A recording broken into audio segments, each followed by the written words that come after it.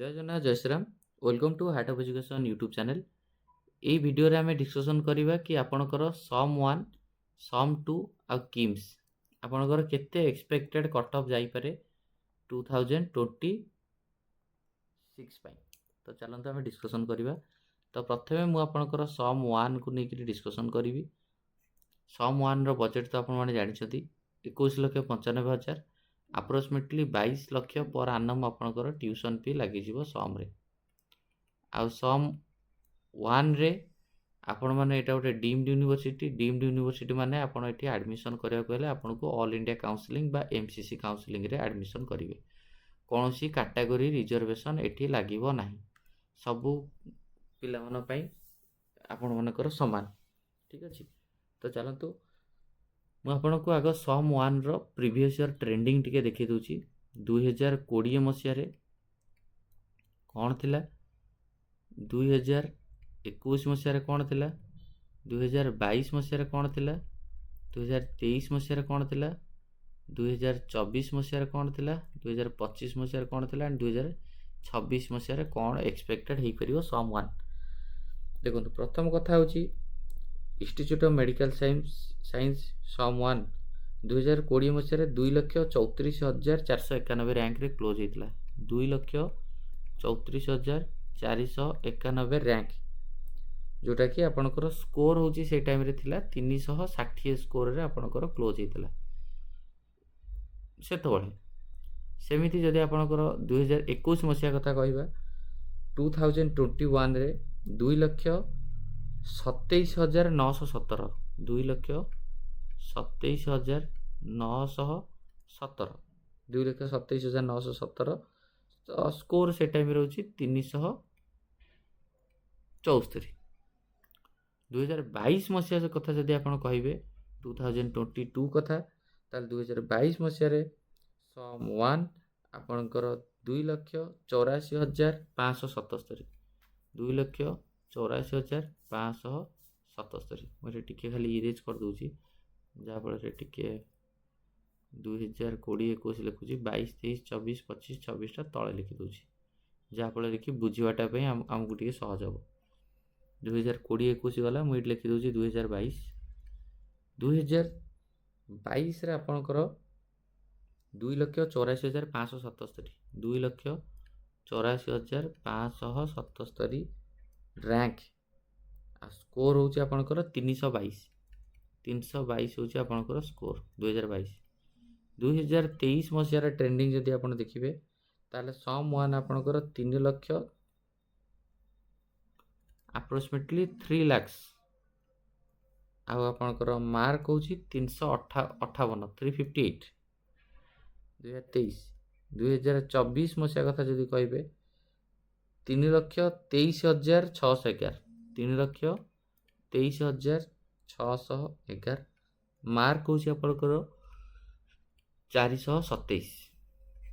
2025 ମସିହାରେ ଆପଣଙ୍କର ସମରେ ଯାଇଥିଲା, ଆପଣମାନେ ସମସ୍ତେ ଜାଣିଛନ୍ତି 3,98,720 3,98,720 ସ୍କୋର ଆପଣଙ୍କର ବହୁତ କମ୍ ସ୍କୋର, 316 ମାର୍କରେ ଆପଣଙ୍କର ଯାଇଥିଲା। ଠିକ୍ ଅଛି, ତ 2026 ମସିହାରେ ବି ମୁଁ ଆପଣଙ୍କୁ କହୁଛି, ଯଦି ଆପଣଙ୍କର ସ୍କୋର 4 ଲାକ୍ସ ବିଲୋ ରହୁଛି, 4 ଲାକ୍ସ ବିଲୋ, ତାହେଲେ ଆପଣମାନେ 100% ସିଓର ହେଇକି ରହିବେ ଆପଣଙ୍କର ସମ୍ 1 ହେଇଯିବ। ବୁଝିପାରିଲେ? ତ 4 ଲାକ୍ସ ବିଲୋରେ ଆପଣଙ୍କର ସ୍କୋର କେତେ ଆସିବ ସେଇଟା ମେନ୍ ହେଉଛି ଇମ୍ପୋର୍ଟାଣ୍ଟ। 4,10,000 କିମ୍ବା 4,20,000 କିମ୍ବା 4 ଲାକ୍ସ ଭିତରେ ଆପଣମାନେ ସେଫ୍ ଜୋନ୍ରେ ରହିପାରିବେ ସମ୍ 1 ପାଇଁ।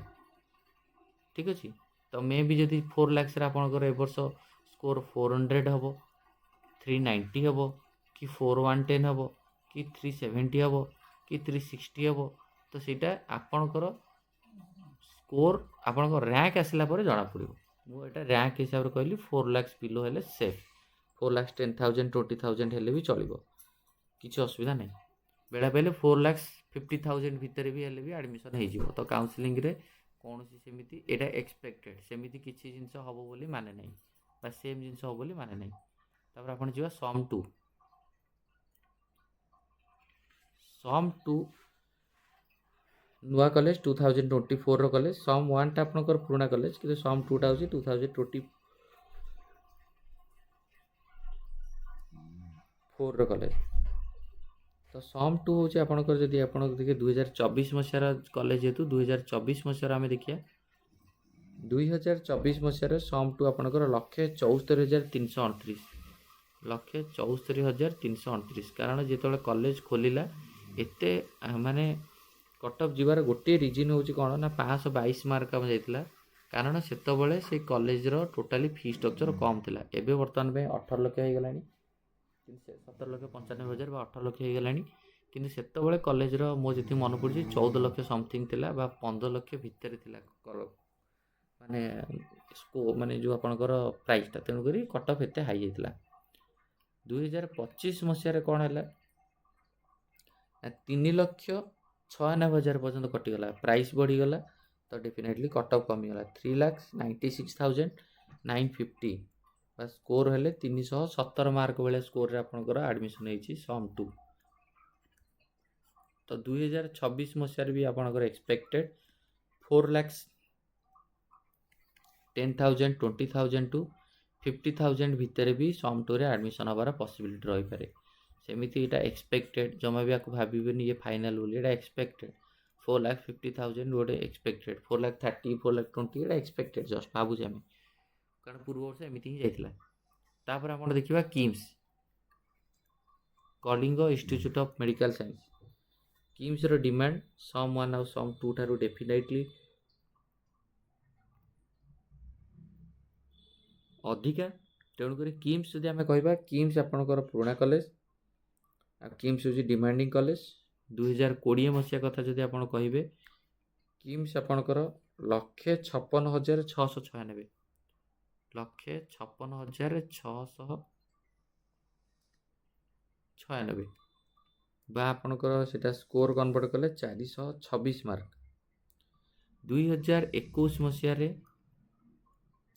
1,54,202, 1,54,202, ଦେଖନ୍ତୁ ପ୍ରାୟ ପାଖାପାଖି। ଆଉ 1,54,202ଟା 431 ମାର୍କ ହେଇଥିଲା 2021ରେ। 2022 ମସିହାରେ 2,63,256, 2,63,256, ତ ସ୍କୋର ଆପଣଙ୍କର 336। କିନ୍ତୁ ଆପଣଙ୍କର 2023 ମସିହାରେ ସେମ୍ ଆପଣଙ୍କର 2,73,827 ବା ସ୍କୋର 373। 2024 ମସିହାରେ 2,13,081, 2,13,081, ସ୍କୋର ହେଉଛି 495। ଡେଫିନେଟଲି 2025ରେ ହାଇ ଥିଲା, କିନ୍ତୁ ଦେଖନ୍ତୁ କେତେ ଯାଉଛି, ବହୁତ ଟିକେ ହାଇ ଯାଏ। 2025ରେ 2,02,084, ଯେଉଁଟାକି 404 ମାର୍କ। ତେଣୁକରି 2026 ବି କିମ୍ସ ଆପଣଙ୍କର ମନେ ରଖନ୍ତୁ, ଆପଣଙ୍କ ର୍ୟାଙ୍କ ଯଦି 2 ଲାକ୍ସ ବିଲୋ ରହୁଛି ତାହେଲେ ଆପଣ ସେଫ୍। 2 ଲାକ୍ସ 10,000, 20,000, 30,000 ହେଲେ ବି ଚଳିପାରେ, କିନ୍ତୁ 2 ଲାକ୍ସ ବିଲୋ ହେବ ମାନେ ଆପଣଙ୍କର ଡେଫିନେଟଲି ଆପଣଙ୍କର ମିଳିଯିବାର ଚାନ୍ସ ଅଛି। ର୍ୟାଙ୍କ ଆପଣଙ୍କର ଇମ୍ପୋର୍ଟାଣ୍ଟ, ମାର୍କ ଇମ୍ପୋର୍ଟାଣ୍ଟ ନୁହଁ। ଯଦି ଆପଣଙ୍କର 2 ଲକ୍ଷ ର୍ୟାଙ୍କରେ କେତେ ମାର୍କ ହେବ ସେଇଟା ଇମ୍ପୋର୍ଟାଣ୍ଟ। ତେଣୁକରି ର୍ୟାଙ୍କଟା ଆପଣ ସବୁବେଳେ ପାଇଁ ଆଗ ଦେଖିବେ। ତ ଦେଖନ୍ତୁ 1,56,000, 1,54,000, 2,63,000, 2,73,000, 2,13,000, କିନ୍ତୁ ଡାଉନ୍ ହେଲା 2,02,000। ତେଣୁକରି 2 ଲକ୍ଷ ଭିତରେ ଆପଣଙ୍କ ଯଦି ର୍ୟାଙ୍କ ରହିବ ତାହେଲେ ଡେଫିନେଟଲି ଆପଣ କିମ୍ସ ପାଇଁ ଟାର୍ଗେଟ୍ କରିପାରିବେ। କିମ୍ସଟା ଆପଣଙ୍କର ଗୋଟେ ଡିମ୍ଡ ୟୁନିଭର୍ସିଟିଟା, କିମ୍ସରେ ବି ଆପଣଙ୍କର ବଜେଟ୍ 18,50,000 ପର୍ ଆନମ୍। ଠିକ୍ ଅଛି। ଯେଉଁମାନେ ଆପଣମାନେ ଆଡ଼ମିସନ୍ କରିବା ପାଇଁ ଚାହିଁବେ ବା କାଉନସିଲିଂ କରିବା ପାଇଁ ଚାହିଁବେ କରିପାରିବେ। ଫୁଲ୍ କାଉନସିଲିଂ କରିବା ପାଇଁ ଅଲ୍ ଇଣ୍ଡିଆ ଷ୍ଟେଟ୍ ବା OJEE ଆଉ MCC ବହୁତ କାଉନସିଲିଂ କରିବା ପାଇଁ 6,000। ଯଦି କଲ୍ ମାଧ୍ୟମରେ ଆପଣ registration, choice filling, choice locking ସବୁ ଆପଣ କରିବେ ଲାଷ୍ଟ ରାଉଣ୍ଡ ପର୍ଯ୍ୟନ୍ତ, ତାହେଲେ ଆପଣ ଯଦି କଲ୍ ମାଧ୍ୟମରେ ଓନ୍ଲି ଆପଣଙ୍କର ଯାହା ଡାଉଟ୍ ହେବ ପଚାରିବେ, ତାହେଲେ ତା ପାଇଁ ପ୍ରାଇସ୍ ହେଉଛି 1,000। ଯିଏ 6,000 ବାଲା କରିବ ତାଙ୍କର ଏକାଥରେ କଲ୍ ସହିତ ସବୁ ଜିନିଷ ଫ୍ରି। ଆଉ ଯିଏ କେବଳ ଡାଉଟ୍ ପଚାରିବେ ଏଇ ରାଉଣ୍ଡରେ ଏମିତି ହେଲା ତ କ'ଣ କରିବି କ'ଣ ନାହିଁ, ତ ଆପଣ ଡାଉଟ୍ଟାକୁ ସଲ୍ଭ କରିବା ପାଇଁ ଯଦି କରିବେ କେବଳ 1,000 ରହିବ। ତ ଏଇଠି ଆମେ ଭିଡ଼ିଓକୁ ଏଣ୍ଡ କରିବା। कॉन्टैक्ट नंबर तो आपको दिया स्क्रीन रे। इस वीडियो को एंड करवा। थैंक यू, धन्यवाद।